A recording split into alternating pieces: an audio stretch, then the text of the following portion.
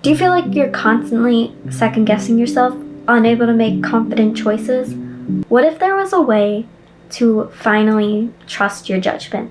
Before I get into the system and the exercises on how I learned to trust myself, I want to first go over why it matters. I've learned that trusting yourself is very important, especially when it comes to mental and physical well-being. Learning to trust myself has helped me in so many different ways, like choosing what job offer to say yes to. It helped me be more confident in myself and my judgment, and it also helped me to be able to live the way that I want to live. Make sure that you watch to the end of the video because I've included a couple of extra bonus exercises you can do and a couple of freebies. Step 1. Differentiating intuition and fear. To be able to learn to trust ourselves, we first must understand the core differences between intuition and fear. This is important for us to know so that we don't accidentally act out of fear thinking that it is intuition. Intuition might be a small voice in your head that's telling you to try out for the team. Fear makes us think of all of the worst case scenarios. Intuition feels calm, centered, and like an inner knowing. It doesn't cause us to worry or overthink things, and often it feels like a quiet voice in our head telling us to do something, or a sort of pulling sensation towards something. Intuition might not always be logical right in the moment. I felt this pulling sensation quite a few times, but the most prominent one was actually recently. I met one of my best friends, and I just had this sense of needing to get to know him. And I had no idea why, since I had just met him. And turns out he has been my best friend for 8 months now. Fear feels tense, anxious, a constant pushing sensation like you're pushing to avoid something. It makes us feel panicky and causes us to generate a bunch of what-if scenarios in our head. Fear can also cause physical reactions like tightness in your muscles, accelerated heart rate, and shallow breathing. I felt this pushing sensation when I had my first kiss. He was leaning in, and all I could think about was, what if I kiss bad? What if my breath smells? What if he doesn't like me because my breath smells and I kiss bad? And before you knew it, he had kissed me and I was completely frozen and I really had no idea what had happened. Step number 2. Pinpoint your values and body signals. To be able to trust yourself, we have to first get to know who we are. Now, we can do this in a lot of different ways, but I suggest sticking to figuring out your values and what your body signals are. Let's start with values. What exactly are values? Your core values help guide you through your decisions and actions on a daily basis. Think of them as the most important thing to you in life. Now, why do they matter? Knowing your values helps you stay true to yourself when making decisions. This is the foundation of self-trust. Now, let's do a little exercise so that we can discover what your top 5 core values are. Think of 2 moments in your life that have made you feel happy, fulfilled, or really proud. What was important to you in those moments? Maybe you helped a friend in need and it made you feel a sensation of kindness and compassion. Step 2, make a list. Write down the values that resonate with you.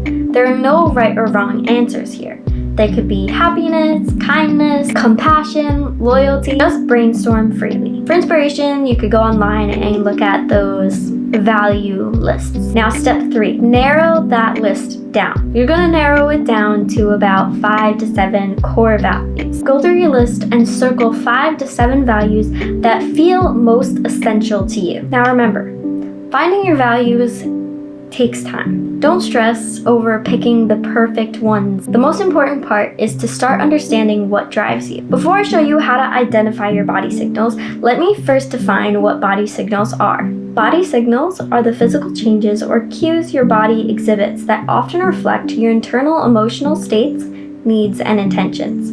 These signals can both be conscious and unconscious. They can include things like your facial expressions, how you hold yourself, hand movements, and even changes in your breathing or heart rate. One of my body signals is that when I'm talking to someone that I really don't know too well and they ask me a personal question, my face will completely flush, red, and get hot. And this is my body telling me, hey, I need to take a second here. I don't really know this person and I don't know if we can trust them. back it up. This is actually a signal I discovered pretty recently, and the reason for that is our bodies are constantly changing and experiencing new things, and our body signals change with them. I'm now going to read you 2 easy to notice body signals: tightness in the chest and rapid heartbeat. This might feel like shortness of breath or a pounding heart. If you notice it before an important meeting, it could be your body telling you it's feeling some pre-presentation jitters. Number 2, clenched jaw or tense shoulders. This often accompanies stress or unease. If you find yourself in a tense conversation, notice if your jaw is clenched or if your shoulders are hiked up by your ears. Your body might be signaling a need to take a few deep breaths or even step away from the conversation. Now, how do we start tracking this? Next time you feel a strong emotion, positive or negative, stop for a second to do a body scan. Close your eyes, scan throughout your body any physical sensations you're having or tightness. Where in your body do you feel it? Over time, you will start recognizing these patterns that your body is signaling to you about your thoughts, feelings, and physical sensations. You'll be able to put that information into good use and use it as a way to figure out what ways is your body communicating its needs to you. Step 3, building trust through action. You've discovered your values and how your body reacts. That's great progress. Now we have to turn that understanding into self-trust through action. Here are 2 simple ways you can get started. Keep small promises to yourself. Why it's important is because that every time you follow through on a promise you've made to yourself, it strengthens your relationship with yourself and helps you to be able to trust yourself down the road. Try to do this right after watching the video so that you can start building that trust within yourself. Second thing that you can do is embrace self-compassion. We all slip up in life. That's just a part of how the world works. We make mistakes and we learn from them. Try not beating yourself up after you make a mistake. Take a step back and think about, what did I learn from this situation? Think about it as talking to yourself like you would a friend who has made a mistake. This helps reframe in our brains missteps as an opportunity for growth. Try grabbing a notebook or just the Notes app on your phone and write down all of the times that you have followed through on a commitment. Once you start following through more, this builds up the consistency of being able to trust yourself. Remember, building self-trust is a journey. It's not a sprint. Be patient with yourself and celebrate the small commitments you've accomplished. Over time, you'll see yourself grow in confidence. Step 4. Staying consistent. You've got the tools to build self-trust. Like any other skill, it demands practice to master. Think about it this way. Imagine going to the gym once in your entire life and working out really hard, and then you walk out and you expect to see just muscle growing from your arms.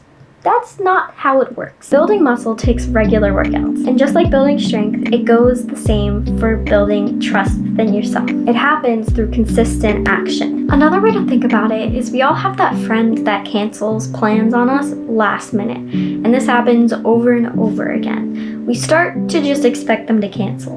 Don't be that friend to yourself. When you continuously break promises to yourself, it sends a message to your brain that tells you you can't be relied on, even by you. How to stay consistent. Start small. Remember those small commitments we talked about in step 3? Keep them up.